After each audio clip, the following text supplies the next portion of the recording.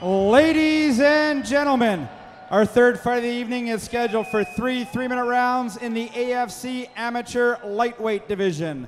The man in charge when the bell rings is your referee, Mr. Brian Beauchamp. Introducing first to my right in the blue corner.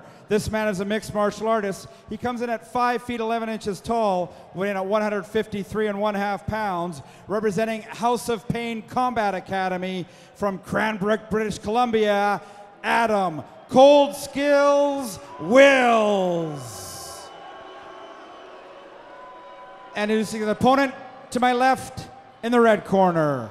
This man is a Muay Thai fighter. He comes in at 5 feet 11 inches tall, weighing at 154.5 pounds, representing Champions Creed from Cochrane, Alberta, Trent House.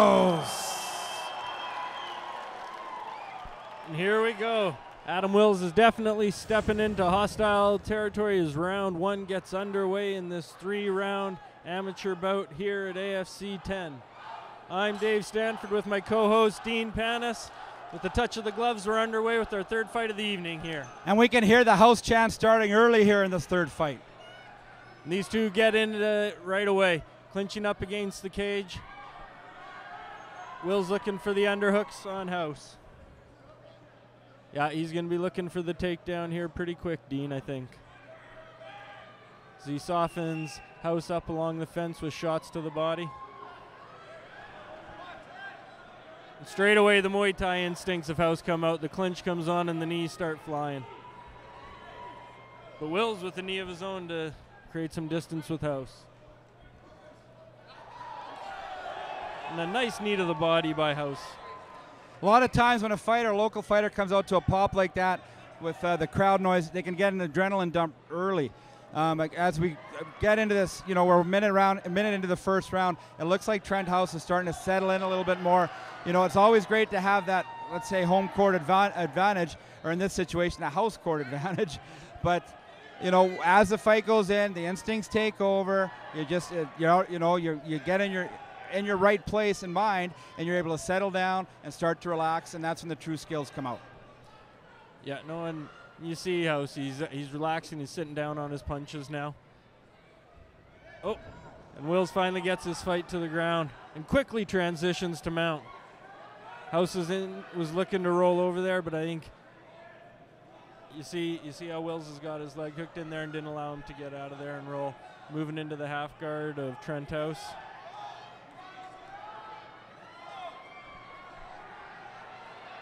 Oh. And House manages to work his way out and get up to his feet. Nice work by House. With a minute to go in the fight, Dean. In the first round, not the fight. It's okay, David. Happens to the worst of us. Yeah, no, I think we're seeing House really find his range as he lands a nice body kick there.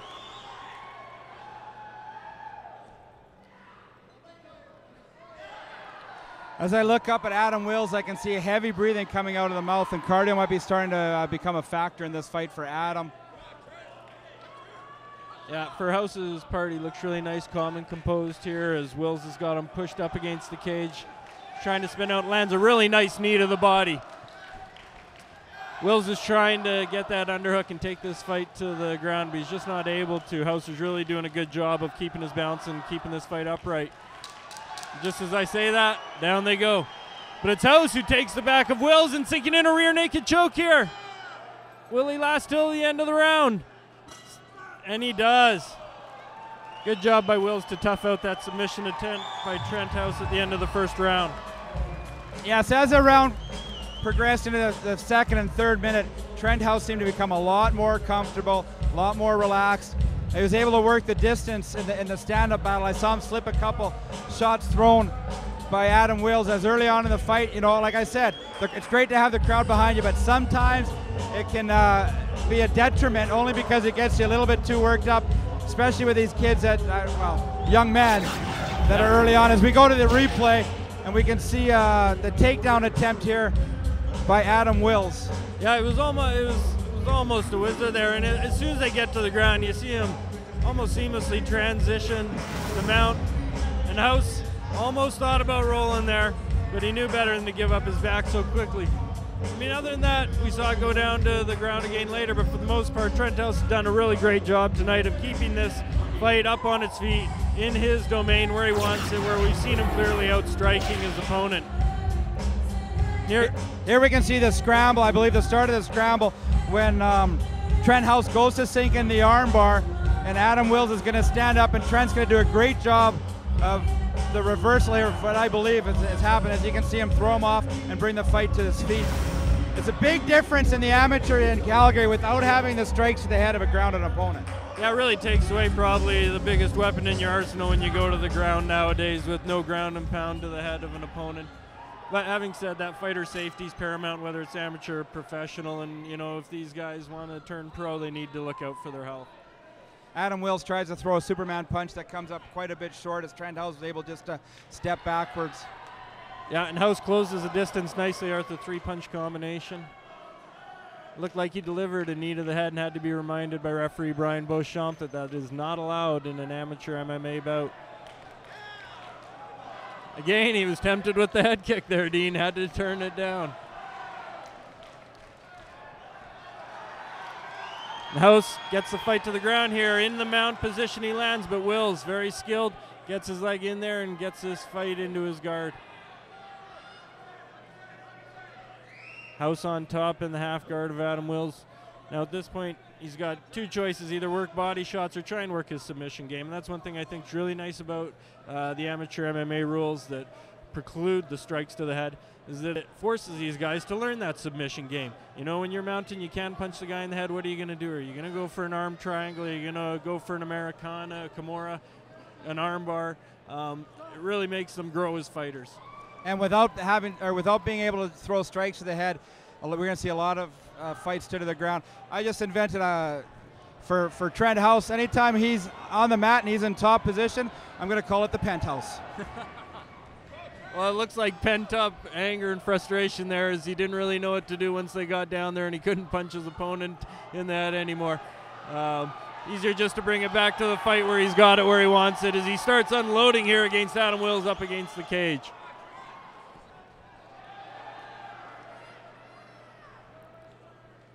Wills still coming forward. Oh, and a nice overhand left that House managed to block there. Oh, and he lands a counter of his own. Wills is rocked, Dean. Now we'll see as they go to the ground if House can work anything else more effective. Looks like he's trying to isolate that right arm of Chris Wills. We might see him go for an Americana here if he can get the arm underneath in front of him. See him trying to step over, but Wills doing a really good job of, well, I say that, and right then Trent House gets the mount that he was looking for. We'll see how he can advance his position. Great job by throwing the body shots, and a nice sweep there by Adam Wills out of nowhere. All of a sudden, Adam takes top position on Trent. And straight away, Trent's fishing for an armbar triangle, getting his legs really nice and high. He's got a really active bottom ground game. As he pulls Wills into his closed guard, and the second round comes to an end. Very impressive performance by both Adam Wills and Trent House. A lot of ground game in this fight. When it's been on his feet, it's been all Trent House. However, on the ground, it's been a little bit different. We've talked about numerous times about not being able to strike to the head. But when you're on the top, it looks like these guys have been wanting to throw the shots. I know Trent's caught himself a couple times, not only on the ground, but even in the standing position. He's wanted to throw a couple head kicks that he's caught himself from throwing. Yeah, we'll go to the replay here. We see that big right landed by House that rocked Wills. And I think for the rest of the round after that, Wills was feeling the effects of that as we see him try and shake it off and take a big deep breath. Yeah, I know you mentioned it, Dean. House had to turn down the amperage there a couple of times on his strikes and remind himself that he can't do that in an amateur fight as much as he'd like to. And here we see on the ground that beautiful sweep by Wills to reverse the position on House and go into his guard.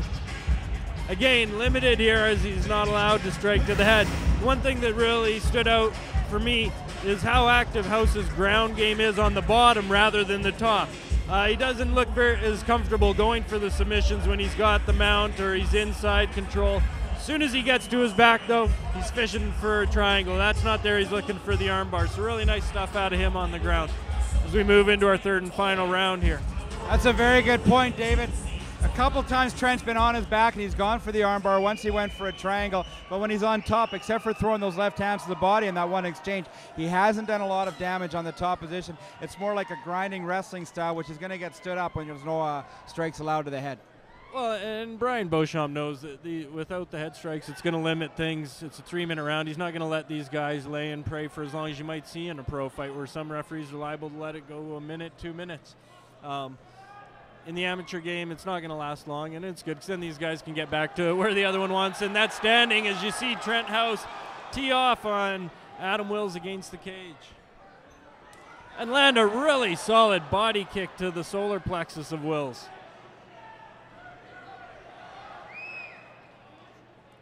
Looks like that knee might have gone through and clipped the head of Wills. Referee Brian Beauchamp telling Trent House to move to a neutral corner as he inspects Adam Wills. I've got a feeling that Brian Beauchamp might take a point away here from Trent House, as he warned him early in the first round. After the warning, I wouldn't be surprised if Brian... No, it's not going to take a point away. Yeah, I think Wills just said it just sort of grazed by. It didn't catch him clean. Not only that, a lot of times a fighter, it looks like Trent's gone to throw a knee to the body, and Adams ducked right into it, catching it on the forehead. Not really a knee, but the thigh to the forehead. Man, yeah, and a big right landed there by House, as he's definitely trying to finish this fight and wants to get it done on his feet. Will's feeling that, though, immediately gets that takedown as House is rushing in. Looking to advance his position here, but again, House, he's been really active off his back. You know, right now I almost see House as the aggressor, even though Wills is the one on top. Looking to advance his position quite nicely, but House, he's not giving up anything on his back. You can hear the corner of Trent House, Brian Bird as well as Brad Bonesaw Cardinal being very vocal and helping Trent out, which is very important, especially this amateur level. No, for sure, and having a guy like Bonesaw Cardinal in your corners, you can't ask for too many better cornermen in MMA in Canada.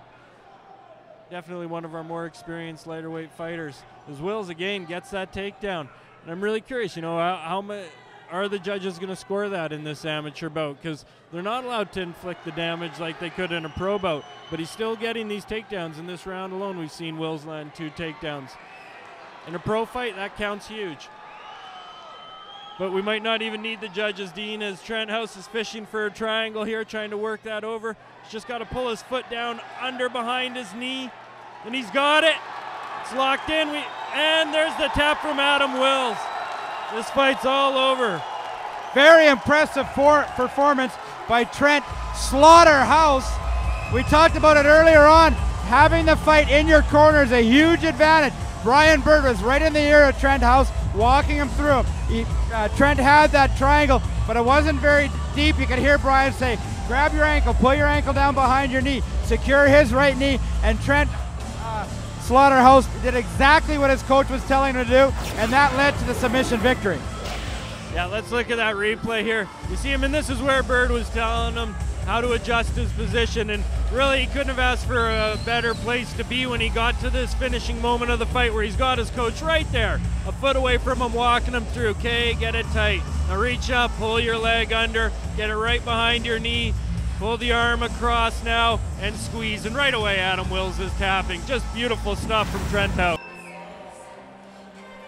Ladies and gentlemen, referee Brian Beauchamp stops this bout at 2 minutes 44 seconds at the third round after a tap out due to triangle choke. Your winner in the red corner, Trent Slaughterhouse.